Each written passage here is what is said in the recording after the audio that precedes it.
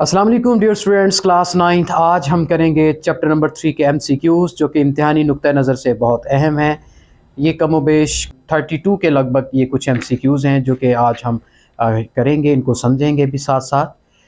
तो ये यहाँ पर आप स्क्रीन पे देख रहे होंगे कि यहाँ पर कुछ MCQs मैंने डिस्प्ले किए हैं।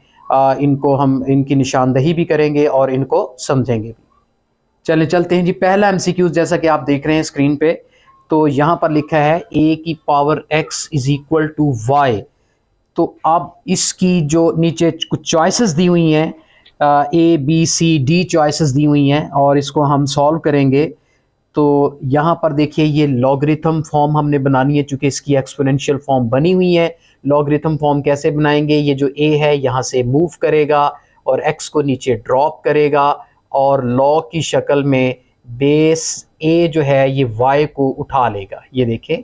लेकिन ये लॉग की बेस में आएगा और रहेगा ये बेस ही। यहाँ पर भी बेस था, दूसरी साइड पे आके भी बेस बनेगा, लेकिन लॉग की बेस बनेगा और y को रेस कर लेगा। तो ये आपकी एक्सपोनेंशियल फॉर्म थी, ये लॉगरिथम फॉर्म है। तो यहाँ आपने टिक किस पे करना है?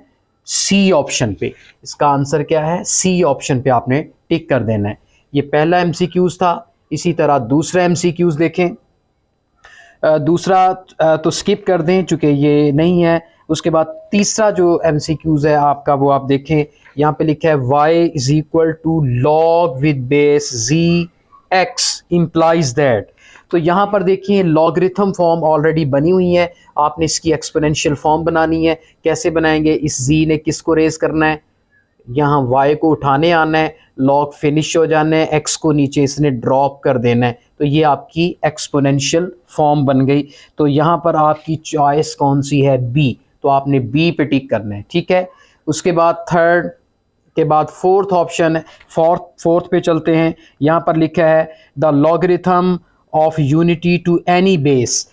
कहता है कि किसी भी लॉग किसी भी बेस का हो, चाहे वो x का हो, y का हो, z का हो, 10 का हो, यहाँ 5 बेस आ जाए, कोई कंसर्न नहीं, कोई भी बेस हो। लेकिन जब 1 का लॉग लेंगे तो हमेशा बात याद रखें कि वो 0 के बराबर आता है।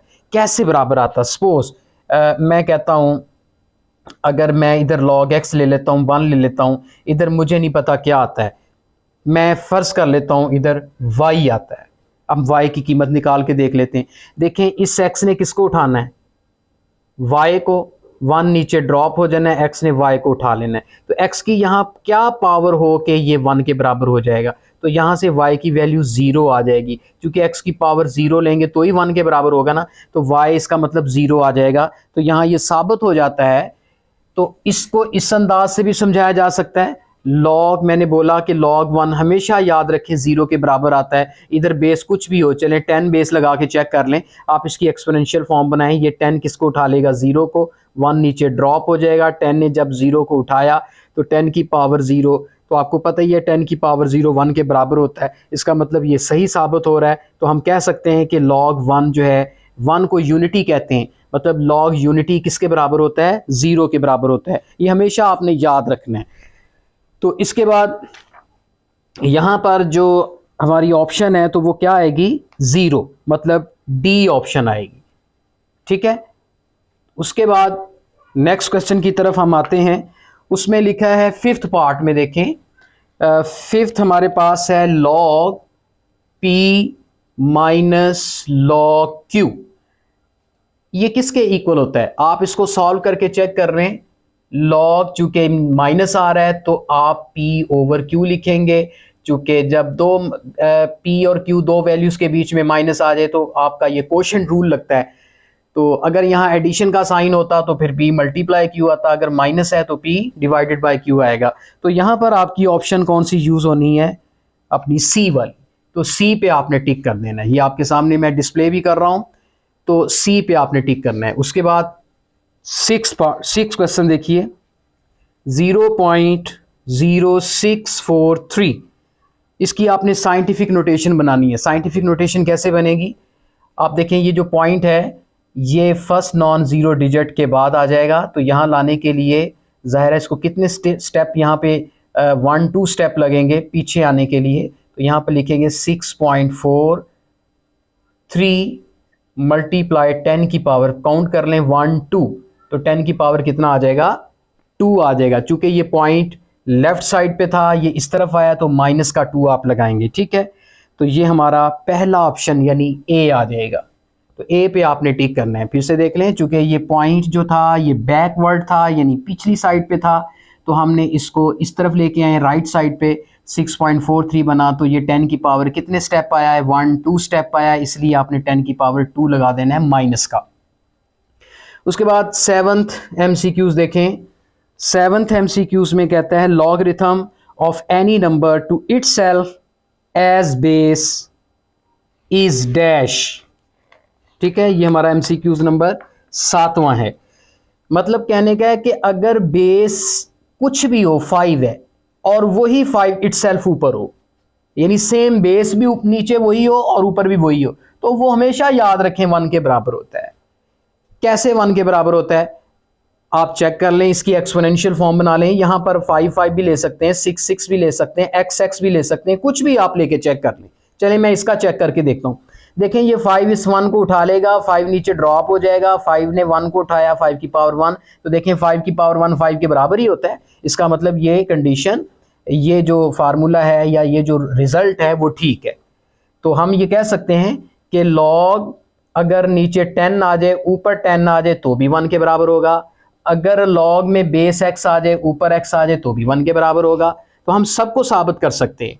तो इसका आंसर क्या होगा फिर 7th का आंसर क्या होगा, the logarithm of any number to itself as base. Any number, किसी भी नंबर का लॉग लें लेकिन इटसेल्फ उसकी बेस भी वही हो, तो वो किसके बराबर होगा 1 के बराबर। तो यहां ऑप्शन हमारा कौन सा है, ए ऑप्शन है। तो ए पे आपने टिक कर देना है। इसके बाद 8वें नंबर पे आ जाएं। यहां पर लिखा है लॉग m की पावर n, ये किसके बराबर, कैन बी रिटन एज। आप इसको कैसे लिख सकते हैं, ये जो पावर है या जो एक्सपोनेंट है ये आपका थर्ड रूल है या थर्ड लॉ ऑफ लॉगरिथम है, ये पावर पहले आ जाएगी यानी n log m। आप यहां पर ऑप्शन देखें, n पहले आ जाएगा log m बाद में, यानी डी ऑप्शन आएगी। तो आप यहां पर स्क्रीन पे देख रहे हैं, आपके सामने डिस्प्ले भी किए हैं, तो यहां पर ऑप्शन कौन सी आएगी, डी ऑप्शन आएगी। उसके बाद 9वां MCQs देखें। 9वें MCQ में लिखा है लॉग e की वैल्यू बताएं, जबकि e की वैल्यू दे रखी है 2.718। तो आपने इसको सॉल्व करना है। कैसे पता चलेगा, आपने लॉग लिखना है, यहाँ e की वैल्यू लिख दें 2.718। आप कैलकुलेटर से लॉग e की वैल्यू निकालेंगे तो आंसर आ जाएगा 0.4343। ये कौन सी ऑप्शन आपकी आ गई, ये ऑप्शन नंबर बी ऑप्शन आ जाएगी। तो बी पे आप टिक कर दें, आपका राइट आंसर उसमें मिल जाएगा। उसके बाद 10th MCQs देखें। उसमें लिखा है log with base b a multiply log of b to the base c can be written as. आप चेक करें, ये आपका 4th रूल है। 4th रूल में हमने पढ़ा था, मैं यहाँ पर थोड़ा सा बता दूं कि जब log a b multiply log यहाँ पर b यानी ऊपर b और बेस b ये दोनों आपस में सिमिलर हो जाएं और ये दोनों डिफरेंट हो जाएं, मतलब इधर a आ जाए इधर c आ जाए, तो क्या होगा, ये जो बेस का b और ये ऊपर वाला b ये कट जाएगा और इज इक्वल किसके हो जाएगा, ये जो बेस a है यहाँ पर a बच जाएगा और यहाँ पर ऊपर c बच जाएगा। ये आपका 4th रूल है। तो इस रूल के मुताबिक हम यहाँ पर देखते हैं कि ये b और ये b मैच कर रहे हैं, ये आपस में कट गए और बचता क्या है, इज इक्वल टू एक दफा लॉग लिखना है, बेस में ये c बच जाना है और ऊपर ये a बच जाना है। तो इन दोनों का प्रोडक्ट ये रिजल्ट देगा हमें। तो यहाँ पर आप देख लें ऑप्शन आपकी यहाँ पर जो है वो बी ऑप्शन है। तो आपने बी पर जो है यानी जो 9th था उसका भी बी ऑप्शन है, 10th की भी ऑप्शन जो है वो बी पर आपने टिक कर देना है। इस तरीके से ये 10th हो गए हैं। अब हमारे पास जो 11th MCQs है उस पे देखें, log of x to the base y, ये हमने फाइंड करना है। यहाँ इसकी 4 ऑप्शंस दी हुई हैं आपके सामने, यहाँ डिस्प्ले भी मैंने की हैं। तो इनमें ऑप्शन सी वाली ऑप्शन बनेगी। सी वाली ऑप्शन क्यों बनेगी, क्योंकि सी ऑप्शन में लिखा है log of x to the base z over log y to the base z। तो यहां पर बेसिस दोनों सेम है, आप इनको काट दें। ये वही फोर्थ रूल है लेकिन फॉर्म थोड़ी सी चेंज है। तो जब बेसिस कट जाएंगे एक दफा लॉग लिखेंगे, अब ये जो नीचे y आपका बचा हुआ है वो बेस की जगह पे आ जाएगा और ऊपर वाला x जो है वो ऊपर आ जाएगा। तो ये बन जाएगा log of x to the base y। तो यहां पर देखें आपकी ये सी ऑप्शन है, उस पर आपने टिक करना है, तो बाकी ऑप्शंस आपकी गलत हैं। इसके बाद हमारा 12वां एमसीक्यूज देखें। 12वें एमसीक्यूज में कहता है लॉग, नीचे बेस में भी ए है ऊपर भी है। तो मैं ये पहले भी डिस्कस कर चुका हूं कि लॉग जिसका लेना है अगर बेस इटसेल्फ वही हो तो वो किसके बराबर होता है, 1 के इक्वल आता है। तो यहां पर आपका आंसर आएगा सी ऑप्शन। सी ऑप्शन पे आप टिक करेंगे। उसके बाद 13 क्वेश्चन आता है। 13 क्वेश्चन देखें, यहां पर लिखा है for common logarithm the base is. याद रखें जो कॉमन लॉगरिथम होता है उसकी बेस क्या होती है, 10 होती है। ठीक है, जो कॉमन लॉगरिथम, यहां पर कुछ भी आ जाए बेस 10 जिसकी भी हो उसे हम कॉमन लॉगरिथम कहते हैं। तो यहां पर ए ऑप्शन आएगा। ठीक है, ये जो 13वां है इसकी ऑप्शन क्या आएगी, ए पे आप टिक करेंगे। उसके बाद 14 ऑप्शन देखें। 14 ऑप्शन में anti logarithm table was prepared. Anti logarithm का जो टेबल है वो किसने प्रीपेयर्ड किया था, उसे हम कहेंगे जॉब्स्टबर्गी। जॉब्स्टबर्गी मतलब सी ऑप्शन आएगा, यहां पर मैंने लिखा हुआ है। उसके बाद साइंटिफिक नोटेशन ऑफ, ये आपका क्वेश्चन रिपीट हुआ है। उसके बाद आता है 16वें नंबर पर जो आपका एमसीक्यूज है वो है log with base x 64 is equal to 2। आपने x की वैल्यू फाइंड करनी है, तो इस x ने जाना है 2 के पास, 64 को नीचे ड्रॉप करना है। x ने स्केयर को उठा लिया तो ये x square is equal to 64 हो गया। 64 का अंडर रूट ले लें, इधर x स्केयर आ जाएगा, ये भी अंडर रूट ले लें, स्केयर अंडर रूट से कट गया तो x की वैल्यू 64 का अंडर रूट कितना होता है, 8। तो x की वैल्यू क्या आ जाएगी, 8 आ जाएगी। तो कौन सी ऑप्शन इसकी हुई, सी ऑप्शन इसकी होगी। 17 नंबर पे हमारा जो क्वेश्चन है MCQs number 17, log of 8 to the base 64 is equal to x over 2। यहां पर x की वैल्यू फाइंड करनी है। इसकी 4 ऑप्शंस दी हुई हैं, 4, 3, 2 एंड 1। हम इसको सॉल्व करेंगे फिर ही पता चलेगा। ये जो 64 है किसको ऊपर, 8 को नीचे ड्रॉप करेगा और किसको उठा लेगा, इस x ओवर 2 को ऊपर उठा लेगा। 8 को 8 रहने दें। ये जो 64 है हम सबको पता है ये 8 का स्केयर होता है, चूंकि 8 को 8 से मल्टीप्लाई करें 64 होता है। ये ऊपर पावर x ओवर 2 है, ये पावर 2 से कैंसिल, यू कैन, ये जो 2 है डिवाइड हो रहा है, ये मल्टीप्लाई हो रहा है, ये कैंसिल हो जाएंगे। यहाँ 8 की पावर x बचेगी, इधर 8 की पावर कोई नहीं तो हम 1 कंसीडर करते हैं। दोनों तरफ से बेसिस को कैंसिल कर दें तो x की वैल्यू, एक्सपोनेंट्स दोनों इक्वल हो जाएंगे, x की वैल्यू 1 आ जाएगी। इसके बाद 18वें एमसीक्यूज देखें। x की रेडिकल फॉर्म दी हुई है, तो यहां पर ऑप्शन हमने क्या डिसाइड किया, 17 की जो ऑप्शन है वो डी वाली ऑप्शन है, चूंकि डी पे आपका वो 1 आंसर दिया हुआ है। 18वें नंबर पे आए। 18वें नंबर पर x की रेडिकल फॉर्म दी हुई है, आपने इसकी एक्सपोनेंशियल फॉर्म क्या बनानी है, ये जो 7 है ये 1 ओवर 7 हो जाएगा। तो 1 ओवर 7 की ये ऑप्शन दी हुई है डी में, इसकी भी ऑप्शन डी आएगी 18वें की। ठीक है, उसके बाद 19वें नंबर पे जो एमसीक्यूज है वो है difficult and complicated calculations become easier by using. मैंने आपको पहले भी बताया था कि जो लॉगरिथम होता है ये किसी भी जो कॉम्प्लिकेटेड कैलकुलेशन होती है उसको आसान करने में हमारी मदद करता है। तो हम यहाँ पर लिखेंगे, इसमें ऑप्शन जो यूज़ करेंगे वो लॉगरिथम की यूज़ करेंगे, मतलब कि बी। 19वें का क्या चॉइस आएगी, बी पे आपने इसको टिक कर देना है। उसके बाद who prepared logarithm table with base 10। तो आपको पता होना चाहिए बेस 10 का जो लॉगरिथम है वो हेनरी ब्रिग्स ने, किसने, यहां पर ऑप्शन लिखी हुई है हेनरी ब्रिग्स हेनरी ब्रिग्स ने प्रिपेयर किया था। तो यहाँ कौन सी ऑप्शन यूज होगी? बी ऑप्शन यूज होगी, और ये आपका 20वें नंबर का एमसीक्यूज है। उसके बाद 21वें नंबर पे जो एमसीक्यूज है वो देख लें। इसमें कहता है साइंटिफिक नोटेशन इसकी क्या होगी? ये रकम लिखी हुई है 0. यहाँ पर 000 लगाए हैं, 0.00058। इसकी साइंटिफिक नोटेशन क्या बनेगी? आपका ये जो पॉइंट है ये यहाँ से मूव करके इस तरफ आएगा, 5 और 8 के दरमियान में आएगा। तो 5.8 10 की पावर, चूंकि ये इस तरफ था ना, पीछे की तरफ था, आगे को आ रहा है, तो ये 10 की पावर माइनस में आएगी। आप स्टेप गिन लें 1 2 3 4, लेकिन पावर माइनस की आएगी। तो ये ऑप्शन आपकी बनती है सी वाली। सी ऑप्शन है 21वें की, ठीक है। उसके बाद 22वां नंबर पे जो एमसीक्यूज है वो आप देखें। उसमें कहते हैं ऑर्डिनरी नोटेशन बनानी है। 7.61 मल्टीप्लाई 10 की पावर -4। इसको ये पहले ही मतलब साइंटिफिक नोटेशन में है, आपने इसकी ऑर्डिनरी फॉर्म बनानी है।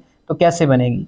761 ये पॉइंट यहाँ से फिनिश करेंगे, और 10 की पावर -4 है, इसका मतलब हमने पीछे आना है। कितने स्टेप? 4 स्टेप पीछे आना है। एक स्टेप ये 7 है, 1 2 3 4, बाकी हमने 0 लगा के 4 स्टेप पूरे करने, 1 2 3 4, और यहाँ पॉइंट लगा देना है। ये पॉइंट हमने वैसे ही लगा दिए। तो ये आपकी बन गई ऑर्डिनरी फॉर्म। तो यहाँ पर इसकी जो ऑप्शन दी हुई है वो ए ऑप्शन है, तो आपने ए पर टिक करना है 22वें का। इसके बाद 23वें पे जो एमसीक्यूज है हमारा, वहां लिखा है logarithm with base 10 are known as. तो इसे जिस लॉगरिथम का बेस 10 हो उसे हम कॉमन लॉगरिथम भी कहते हैं, ठीक है। जिस लॉग का बेस 10 हो, आगे कुछ भी हो, उसे हम क्या कहते हैं? कौन सा लॉगरिथम कहते हैं? कॉमन लॉगरिथम कहते हैं। तो यहां पर कौन सी ऑप्शन आएगी 23 पे? B option. उसके बाद 24 नंबर पे एमसीक्यूज आ रहा है लॉगरिथम ऑफ नेगेटिव नंबर।